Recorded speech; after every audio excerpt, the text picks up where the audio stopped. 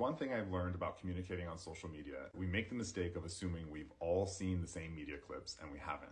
So I compiled about 10 minutes worth of historical media clips that have helped formulate my opinion on Israel and Palestine, and I've referenced them all. Let me know what you think.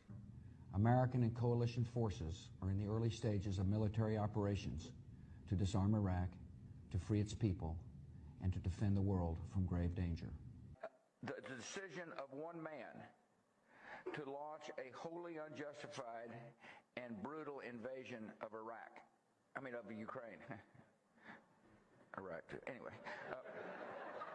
And equally immaterial in my mind is the argument that America cannot oust Saddam without prior approval of the international community. The UN is failing, and you, Mr. Secretary General, have lost all morality and impartiality. I think that the Secretary General must resign. Not lying, nobody really knows why we went into Iraq. There is no question whatsoever that Saddam is seeking and is working and is advancing towards the development of nuclear weapons. No question whatsoever. Nations, democracies don't go to war easily, and they usually debate and argue before they do. Sometimes they have to be bombed into going to war. As a typical American, before 9/11, I was like, you know what, just set it out. You could all just fall into the middle of the sea, and it doesn't matter to me because you're always fighting. Now 9/11 happened, I thought, gee, maybe I should pay attention to this. Had I been given the opportunity to speak before September 11th, I believe I would have offered pretty much the same suggestions about how the war on terrorism should be fought and how it can be won. Even had I presented my views in the most coherent and persuasive fashion, I have no doubt that some of you, and perhaps most of you, would have regarded them as exaggerated and even alarmist.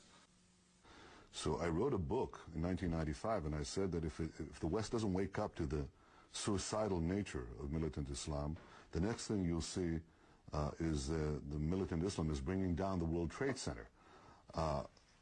Other not ideologies don't do that. You look at Larry Silverstein, who's a terrific owner in New York and a very good friend of mine who I just called. I was very worried about him because I assumed maybe he was in the building. He took possession of the building 1 week ago. As you know, he just bought the World Trade Center. Right. And he was in his office, and he was getting ready to move into the World Trade Center over the next 2 weeks. So, Where were you on September 11th? I was home. And the only reason I wasn't where I was every morning, subsequent to the 26th day of July, my mornings were spent usually at a breakfast meeting at Windows, and so my mornings were spent at the Trade Center, and then by noon I was back uptown, and so that particular morning, because I have light-colored hair and fair skin, and I'm an annuity to the dermatologist, my wife, God bless her, had made an appointment for me at the doctor. And I remember dressing to go to the doctor. And finally saying to my wife, I said, sweetheart, I've got so much to do downtown. I got to cancel this. I've got to go downtown. And she said, you're not going to cancel this appointment. You're going to the dermatologist. And you'll have the Iraqis did not knock down. It was not Saddam Hussein that knocked down the World Trade Center. Okay. That a clear connection between Saddam and September 11th must be established before we have a right to prevent the next September 11th. Well, I think not. Because Saddam's nuclear program has fundamentally changed in those 2 decades. He no longer needs one large reactor to produce the deadly material necessary for atomic bombs. He can produce it in centrifuges the size of washing machines that can be hidden throughout the country. And I want to remind you that Iraq is a very big country. Going into Iraq may have been the worst decision any president has made in the history of this country. That's how bad it is, okay? Spent $2 trillion in Iraq and fighting Iraq. $2 trillion. 2 trillion. Thousands of lives, right? We got nothing. If you take out Saddam's regime, I guarantee you that it will have enormous positive reverberations on the region. We have nothing. We're not even there. We can't even make a phone call right now. The two nations that are vying, competing with each other, who will be the first to achieve nuclear weapons, is Iraq and Iran. And Iran, by the way, is also outpacing Iraq in the development of ballistic missile systems that they hope will reach the eastern seaboard of the United States within 15 years. Brought a diagram for you. Here's a diagram. By next spring, at most, by next summer, at current enrichment rates, they will have finished the medium enrichment and move on to the final stage. As far as settlements, I'd like to see you hold back on settlements for a little bit. We'll work something out, but I would like to see a deal be made. I think a deal will be made. It might be a bigger and better deal than people in this room even understand. That's a possibility. So let's see what we do. Let's try it. Doesn't sound too optimistic, but that's... And after meeting with Bibi for 3 minutes, I looked at him and said, "You don't want to make a deal, do you?" And he said, "Well, and the fact is, I don't think Bibi ever wanted to make a deal." Why? I thought the Palestinians were impossible.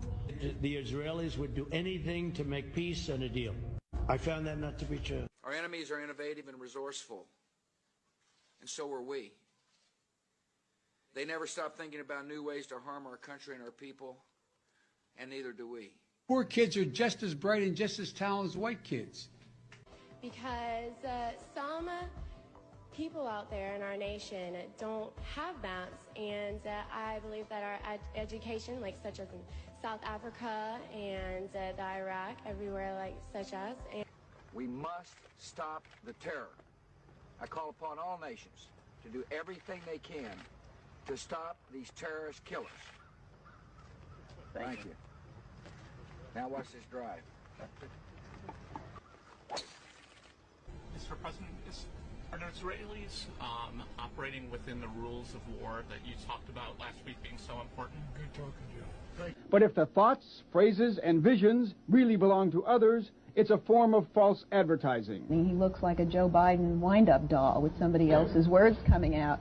Well, I went to law school on a full academic scholarship, the only one in my class to have a full academic scholarship. Went back to law school, and in fact ended up in the top half of my class. I was the outstanding student in the political science department at the end of my year. I graduated with 3 degrees from undergraduate school and 165 credits, only need 123 credits. Newsweek says Biden actually went to school on a half scholarship, ended up near the bottom of his class, and won only 1 degree, not 3. I've done some dumb things, and I'll do dumb things again. I never really thought that I would see and have confirmed pictures of terrorists beating children.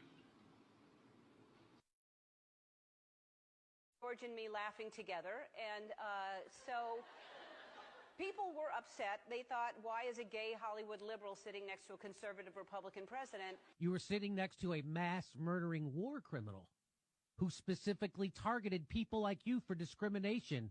A lot of people were mad, and they did what people do when they're mad. They tweet. Here's one tweet that I loved. This person says, "Ellen and George Bush together makes me have faith in America again."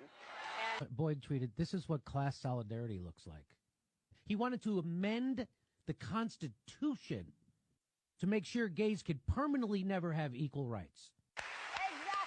Trying to push us to World War III because our heard. president is not speaking for the American people, and Well, neither are that's you. your opinion.